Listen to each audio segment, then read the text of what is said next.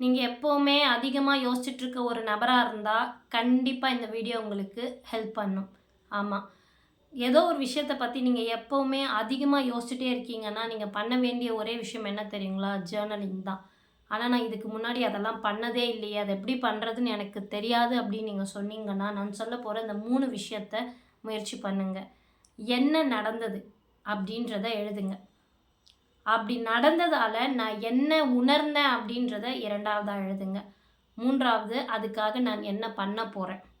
இந்த 3 விஷயத்தையும் நீங்கள் பிரித்து எழுதும் பொழுது என்ன நடக்கும் அப்படின்னா, உங்கள் மூளை அமைதி அடைய ஆரம்பிக்கும். அதை எப்படி கையாள்றது அப்படின்றத அது ப்ராசஸ் பண்ண ஆரம்பிக்கும். இதில் சுவாரஸ்யம் என்ன அப்படின்னு பார்த்தீங்கன்னா, நீங்கள் எழுதி முடித்து அது வருவதுக்குள்ள அதை எப்படி சரி செய்யறதுன்ற வழியையும் அது கண்டுபிடிச்சிருக்கும். கண்டிப்பாக இதை முயற்சி பண்ணி பாருங்கள். உங்களுக்கு ஹெல்ப்ஃபுல்லாக இருக்கும்.